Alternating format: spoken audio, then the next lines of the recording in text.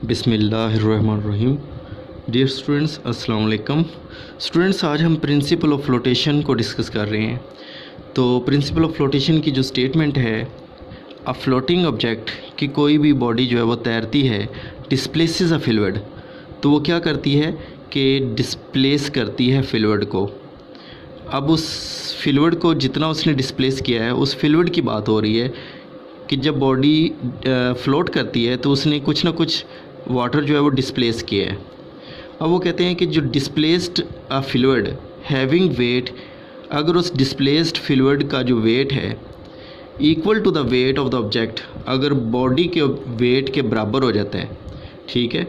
For example अब देखें कि ये एक बॉडी है, एक शिप है जो कि पानी की सरफेस के ऊपर फ्लोट कर रही है।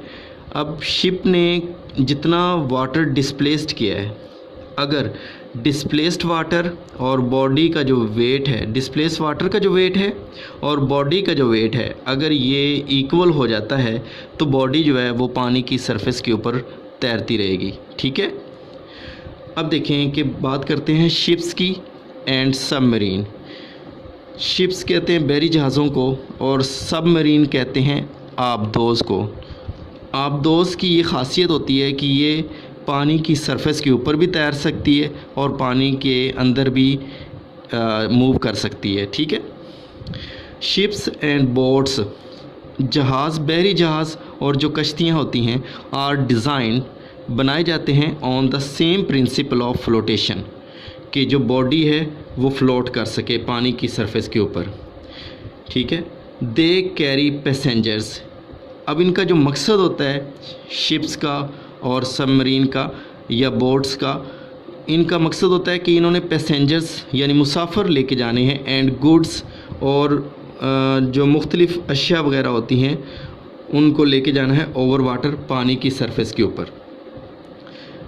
अब देखें कि क्वेश्चन यहाँ पे ये अराइज होता है कि when ships and boats sink in water, कि कब जो शिप्स हैं और बोट्स जो हैं वो पानी के अंदर डूब जाते हैं, ठीक है।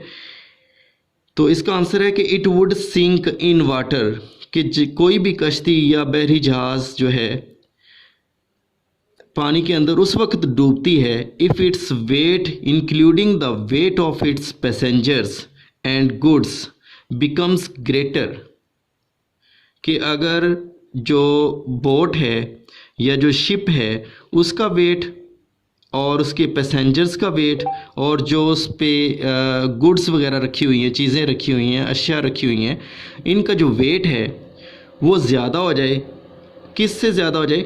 अपथ्रस्ट ऑफ वाटर, पानी की जो फोर्स है, अपथ्रस्ट फोर्स है जो अपवर्ड डायरेक्शन में लगती है बॉडी के ऊपर, अगर वो उससे ज़्यादा हो जाता है उसका वेट, तो फिर वो जो शिप है या बोट है वो पानी के अंदर डूब जाएगी, ठीक है।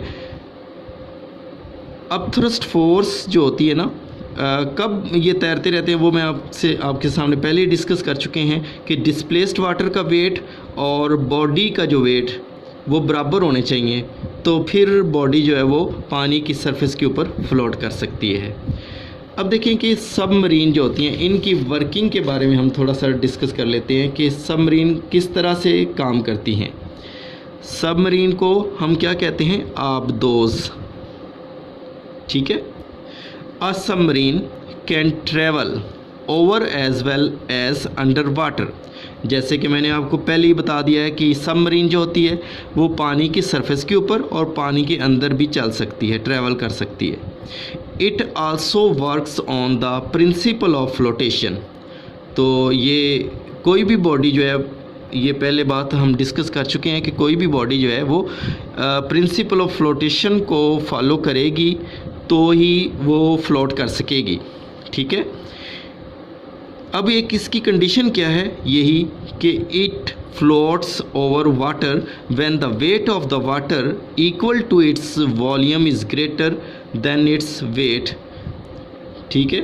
तो अब देखें कि जो बॉडी जो है पानी की सरफेस के ऊपर फ्लोट कर रही है, अगर उसका जो वेट है यानी कि जितना उसने वॉल्यूम घेरा हुआ है, जितनी जगह पे उसने घेरा हुआ है और उसमें जितना पानी आएगा, वो डिस्प्लेस्ड वाटर हम उसको कह सकते हैं, उसका वेट जो है वो उससे ज़्यादा हो जाए, डिस्प्लेस्ड वाटर का वेट ज़्यादा हो जाए या बराबर हो जाए, तो बॉडी जो है वो पानी की सरफेस के ऊपर फ्लोट कर सकती है। ठीक है। If it has a system of tanks. अब सबमरीन के अंदर टैंक्स का एक सिस्टम होता है बाकायदा, which can be filled with sea water, जिनको समंदर के पानी से अगर टैंक्स को भर लिया जाए, when these tanks are filled with sea water, जब ये टैंक जो होते हैं इनको समंदर के पानी से भर लिया जाता है, the weight of the submarine increases, तो सबमरीन का वेट क्या हो जाएगा, ज़्यादा हो जाएगा। ठीक है, तो जो अपथ्रस्ट फोर्स से ज़्यादा हो जाएगा। As soon as its weight becomes greater than the upthrust, तो जैसे ही सबमरीन का जो वेट है वो अपथ्रस्ट से ज़्यादा हो जाएगा, अपथ्रस्ट जो अपवर्ड डायरेक्शन में लिक्विड जो है वो उसके ऊपर फोर्स लगा रहा है, ठीक है, उससे ज़्यादा हो जाएगा, तो इट डाइव्स इनटू वाटर। ठीक है, तो ये पानी में चली जाती है, एंड रिमेन्स अंडर वाटर, और पानी के अंदर ही रहती है।